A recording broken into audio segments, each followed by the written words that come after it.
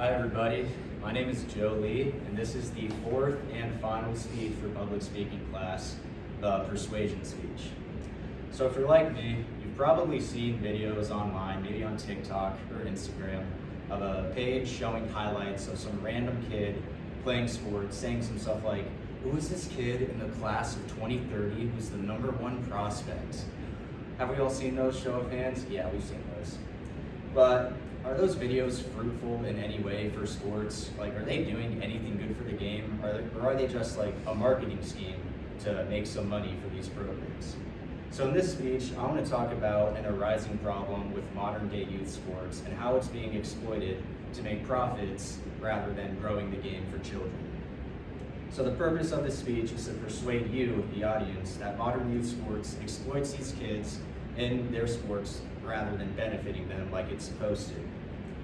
As someone who has played for a lot of clubs as a kid for various different sports, basketball, baseball, whatever, I have seen the change that is happening with youth sports today and how bad it has become with people trying to make money off of something that should just be for kids. So if you also have played sports throughout your life, maybe you've seen this similar connection, and maybe you've seen how profitable this industry has become. So basically, these organizations for youth sports are prioritizing profit over the development of their children that they're trying to expose sports to. To explain this, I'll talk about why this industry is prioritizing the organizations over the players, how it has become a pay-to-play system, and how it has put immense pressure on athletes to perform for certain brands. So first of all, organizations are now being prioritized in youth sports rather than the athletes. Tourneys are very lucrative, so they take a lot of money and resources to support. So in this case, the companies and organizations, they will value their profit over actually growing the game for their kids that are playing on their teams. This takes a lot of commitment for these players. There's a lot of travel, a lot of weekend tournaments, a lot of games, and not a lot of rest. And the return on investment for this commitment is not very high at all.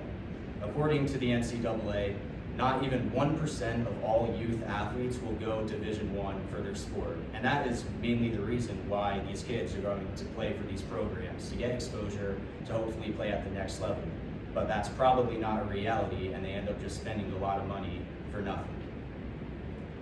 Also, tournament directors use a lot of buzzwords and meaningless rankings to try to hype up players that really don't do anything. And all this does is just builds more and more hype around their own organizations, leading more people to be attracted to the organizations and not really the players. At this point, sports, and especially youth sports, become a business. These companies and organizations have a lot of good advertising and manipulation of kids and parents who think that if they join an elite program, they'll get a much better at their game and get a lot more exposure. But in reality, they just get exploited for thousands upon thousands of dollars. So tournament success comes at a cost, and that ultimately is the cost of the parents and the kids who are exploited. These high costs also lead to a big division within youth sports, meaning that families who are a little bit less fortunate don't have the access to these sports. Ultimately, the system is now pay to win. Teams, tournaments, gear, and training cost a lot of money, so the more rich a family is, the more likely they're going to be able to give their kid the opportunity to play youth sports, while the less fortunate family might not get that opportunity. According to Project Play research, families spend about $1,000 to $3,000 per year on their kids' youth sports, and the elite programs that are supposed to get a lot of exposure can cost anywhere from $10,000 to $30,000. So ultimately, even if you're good, if you don't have the money, you're not going to be able to play for the elite programs.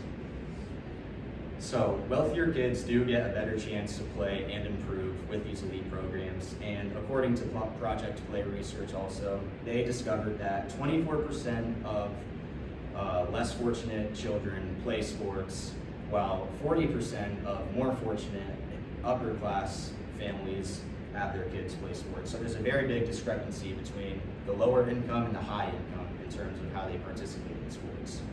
So I believe that greed from these organizations to make money leads to a lot of pressure that is put on the kids, which leads to a toll on their mental and physical health. These programs require a lot of year-long training, which basically means full commitment, and these kids have to play weekend tournaments all the time with multiple games a day with barely any rest.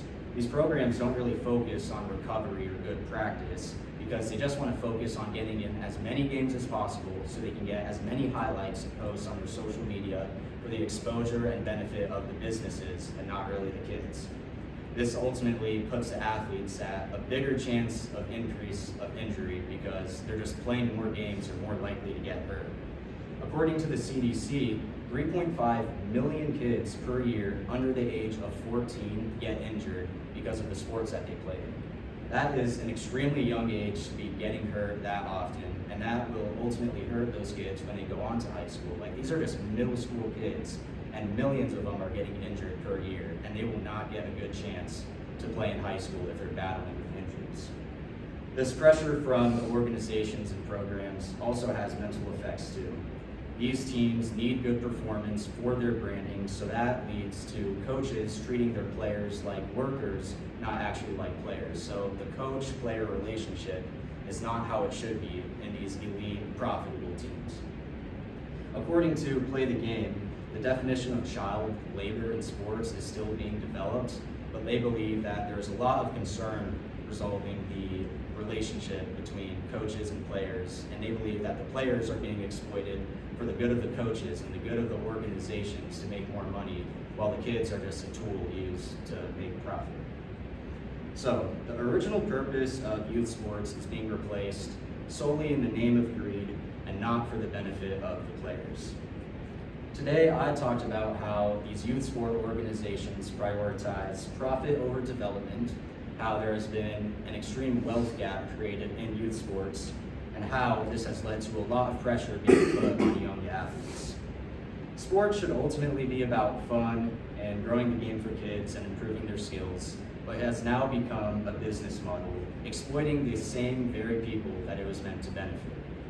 Now, I'm not saying that you just shouldn't have your kids play youth sports, because I believe that playing sports as a kid is one of the best things we can do. There are so many lessons to learn, skills to develop, and moments to enjoy playing sports as a kid. But I think that we need to take this whole youth sports thing a step back. So if you plan on having kids someday and registering them for some sports, make sure you take it into your own hands to expose the sports that you love to them first, and don't let some business or program expose the sports to them prior. Help your kids fall in love with the game on their own terms, and not through a system that is meant to exploit them. Ultimately, youth sports should be about the kids, not the money. Thank you for listening. This was the fourth speech, the persuasion speech.